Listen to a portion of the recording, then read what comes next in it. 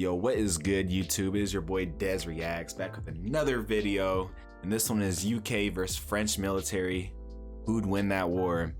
And this is requested by through my Instagram. You guys could go and follow me on Instagram at Des Reacts. It's in the little channel header if you guys would like. And this is was actually requested by a Frenchman. You know, I don't know much about the French military. I've been learning a little bit about the UK military, but I know it's gonna be a banger video. And I know you guys had a little bit of a past, you know. I heard you guys had a pretty long war before. I don't know too much about it, but let me know in the comment section who you guys think would win. And if you guys really enjoy my content, man, go ahead and smash the like button, hit that subscribe button, and visit that link in the bio. Actually, you guys could buy me a coffee, you know, really support the channel and upgrade. All proceeds would go to upgrading my content. But without further ado, man, I'm really excited for this one. Please smash that like button, that subscribe button, and leave a comment. Let's get it.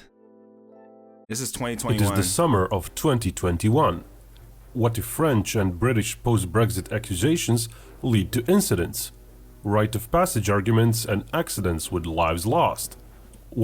Wait, I did want to mention though, you know, your boy's in the process of becoming a YouTube partner, so you know, pray for a speedy little acceptance thing. Pretty awesome, man. You guys been killing it. I don't know why I didn't update my sub goal, but I'm at 1.4k subs, bro. Thank you guys so much, man. I love doing this for you guys. And I don't know. I just really enjoy doing this stuff for you guys, man. One thing leads to another, and the situation spirals out of control, escalating to chaos. Fighter jets and warships start firing. All-out war breaks out. Through such a grim premise, this video will explore the real-world armed forces of the two belligerents, as well as real strategic issues both would come across in such an unlikely war. Who is stronger? Watch to find out.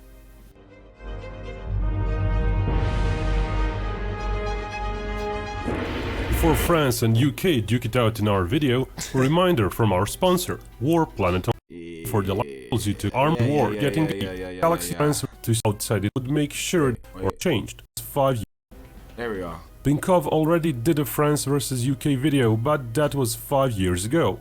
Feel free to check it out to see just how much has changed. The rules of the scenario are no nukes, no outside interference or help, and the same starting morale. Okay, so that automatically is a game changer because, you know, Lord knows, bro, UK goes to war with somebody, you know, your cousins, your brothers gonna have your guys' backs, bro. We got y'all. But in this scenario, America is not involved. So it's imano imano. The English Channel would make sure that the conflict is largely confined to air and sea battles.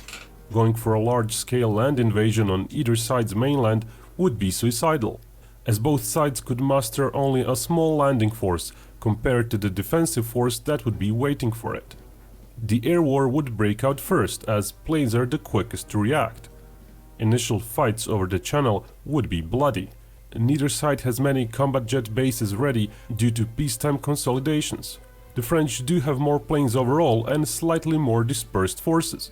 Both sides are in the midst of modernizing their fleets with newer weapons.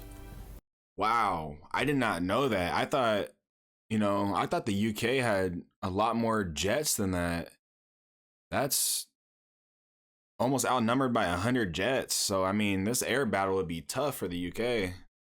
French looks like they got a pretty strong little air force, but I mean, that RAF though, man, RAF is good.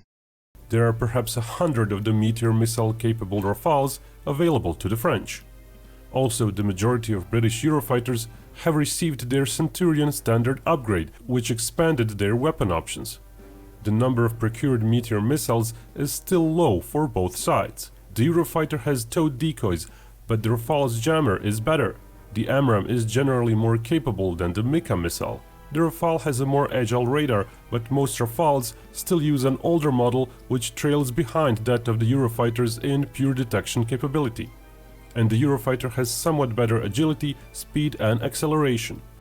It's unlikely either side would try to go on a large bombing campaign, as there would be more to lose in that than to gain. Using up planes for strike missions means the enemy would have more planes configured for interceptions. The French might fare a tad better when it comes to aerial strikes though. They have more planes overall, including dedicated strike planes, so they could afford to perform more strikes. But yeah, I mean, but I seen in that little visual it gave us, UK's planes, though, even though they're 100 less, all their planes are excellent and very good. And there was a bunch of planes in the French military that said like poor, awful, and bad or something like that. At the same time, they might negate British strikes a bit better, as French ground-based air defenses are much more potent than British ones. Those air defenses might help a little to defend from the British superiority in cruise missiles, which could cause some serious downtime in French ports and air bases after they strike. The French would eventually hold their own over the Channel in the air, but neither side would be able to control the air over the other side's mainland. Still, that better control over the Channel itself might be enough to cause the British serious issues with operating their naval fleet from their current bases. Additional bases would likely need to be established. As the air war rages on, airborne and air assault forces would come into play. France has a decent airborne and air assault assets, though it would need some time to relocate parts of it that are stationed overseas. Similar British units are slightly less numerous. Getting thousands of troops across by air would likely lead in a disaster without establishing air superiority. One air assault brigade, total with special forces 7,600. They got 8,600. Wow. But I mean, what the UK has though that French don't have, the SAS. First, still, for completeness, both sides operate enough aircraft to get those basic light infantry units across in a short time period. When it comes to amphibious assault units, France has more soldiers, though fewer ships capable of delivering those soldiers to enemy shores. Once again though, all these ships would not be a factor before air superiority is established and the opponent's navy is fully defeated, which would not really happen. Instead of trying to go for each other's mainland, all those assault assets and units would more likely be used to go after the other side's overseas territories. Both have quite a few. The locations show both integral overseas territories and bases in other countries, where some troops happen to be deployed. The latter could not operate from those due to scenario rules, but it's evident France has a lot more troops scattered around, so it would need time to assemble all those troops back to France. And that would play a major like, at least early in the war, that would be a major advantage for the British, that a bunch of the French's troops are just scattered across the world.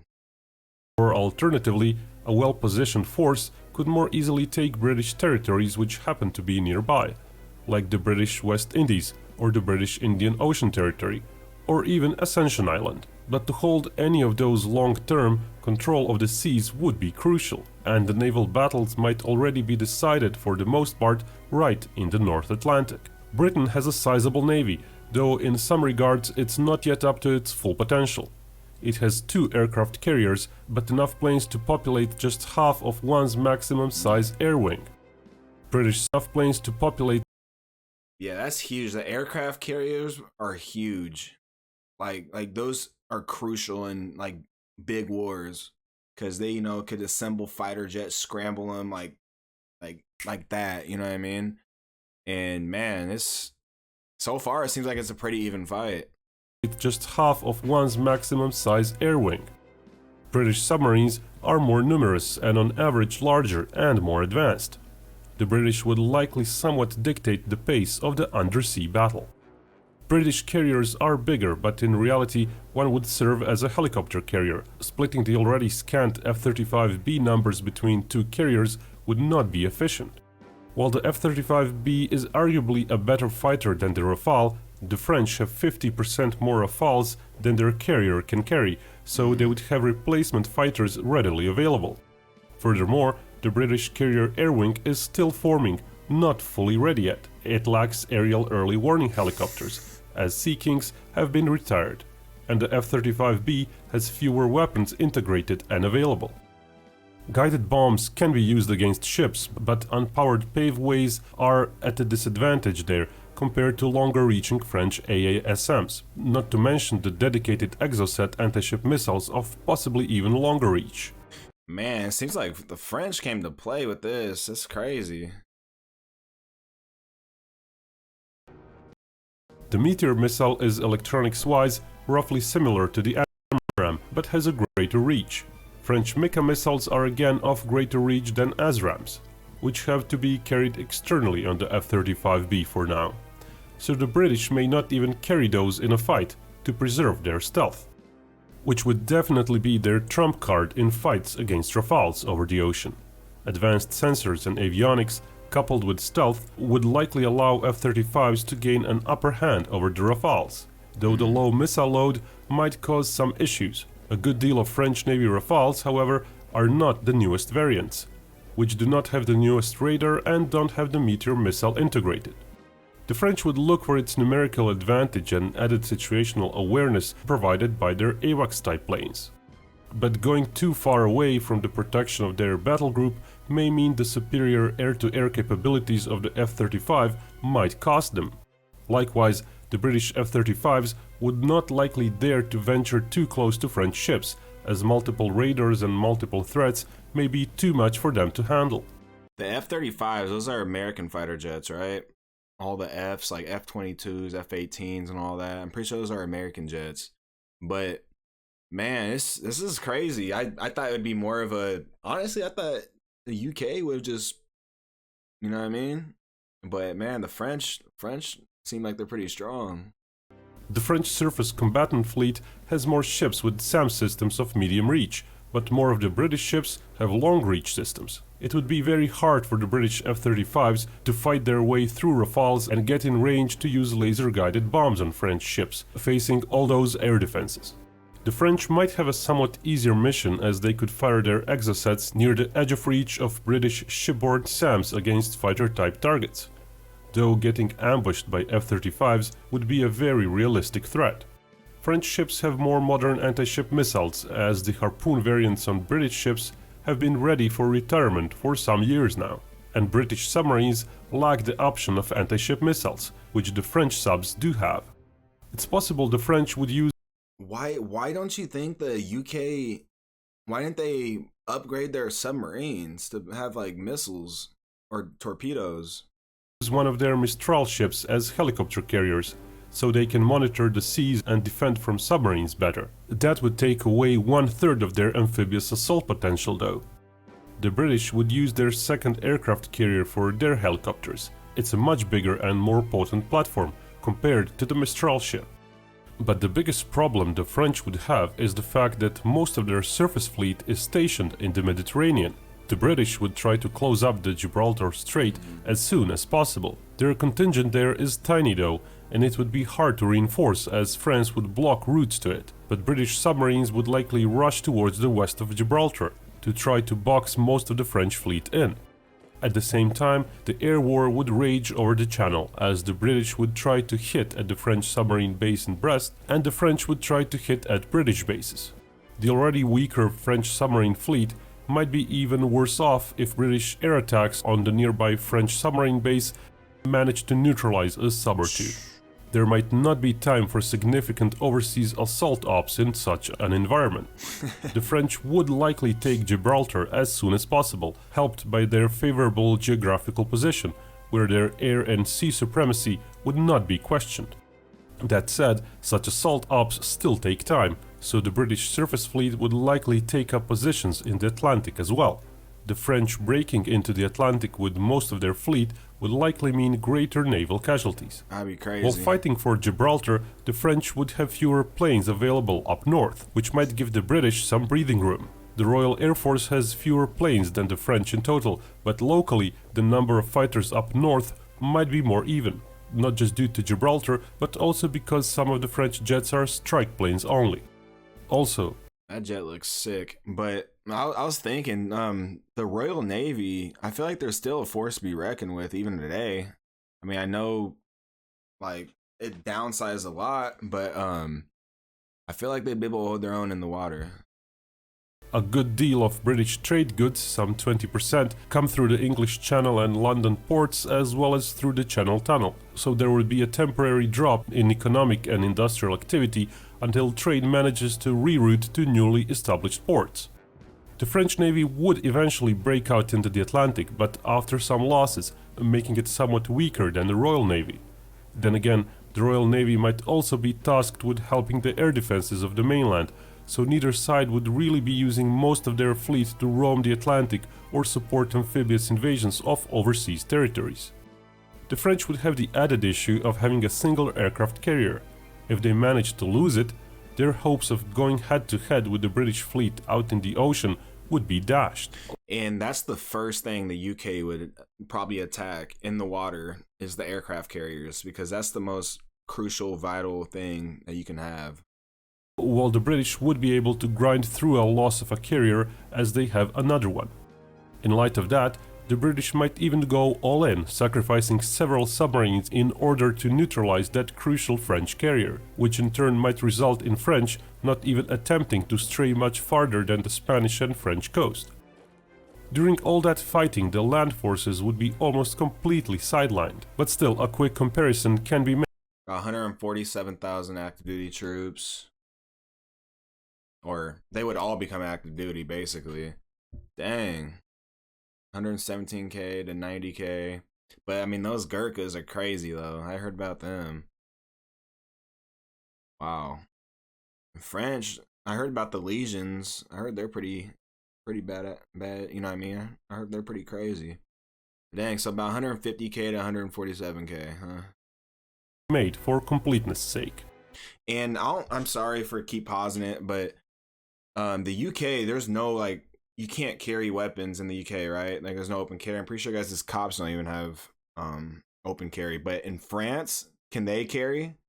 Like, have a concealed carry or anything? Because that might be able to, that might play a factor if, you know, say the UK invaded France. If the French countrymen could defend themselves, it might, you know, be pretty crazy. Because I don't know if the UK has guns or not. Let me know in the comments.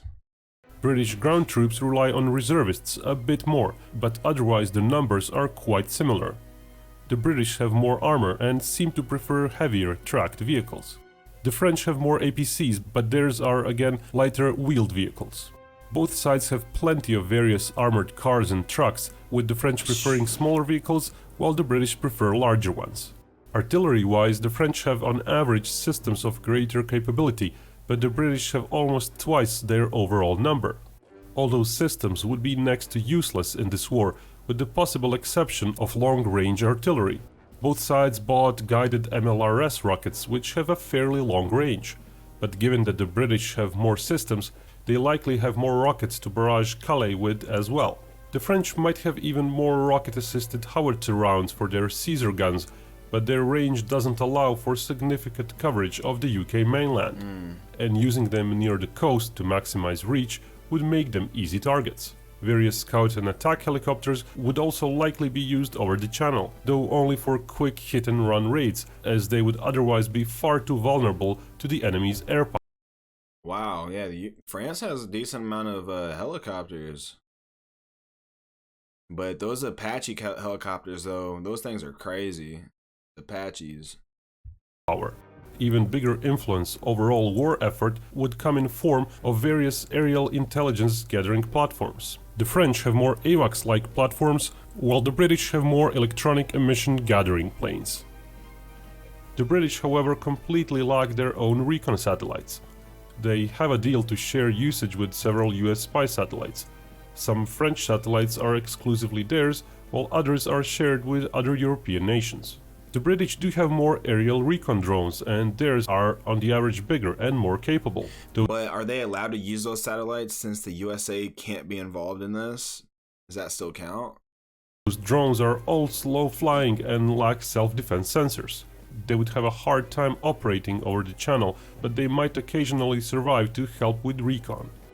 The islands of Jersey and Guernsey might or might not get taken by the French. Their proximity makes it fairly easy for the French to take them, but the rules of this scenario might preclude it, depending on how they're interpreted due to their self-rule. After the dust settles in the Atlantic, it's likely no one would fully control it, with UK carriers mostly out of combat planes and their submarine fleet halved. The French might lose their carrier, though the rest of the fleet might fare a bit better than the British fleet overall. It's not likely there would be enough forces trickling into the Caribbean territories of either side to have those islands change hands, and the air war between the two homelands would mostly end in a stalemate, though either with a bit more British targets bombed and similar number of planes lost on both sides, or with the British losing more planes and bombing a similar number of land targets as the French. Neither side would be able to go on big unopposed bombing campaigns against the British South or the French North. Oh, and if you wonder what a nuclear war between the two might look like, we have covered that in a separate video before. Feel free to check it out. That it? Man, there's no such thing as a draw in war. Man, that's crazy though. Let me know in the comments what you guys think. The UK, would they whip French's behinds, or the French whip UK's behinds? I mean, I just know that the USA is not involved, you know, so we're neutral. We're just watching from the sidelines, but we all know that probably wouldn't happen. But let's hope you guys never go to war again. And man, I enjoyed this one. Shout out to the dude that requested this. And please smash that like button if you enjoyed it. Hit that subscribe button. Leave a comment again, like I said. And check the links in the description, bro. Help your boy out. Catch you on the next video, y'all. Peace.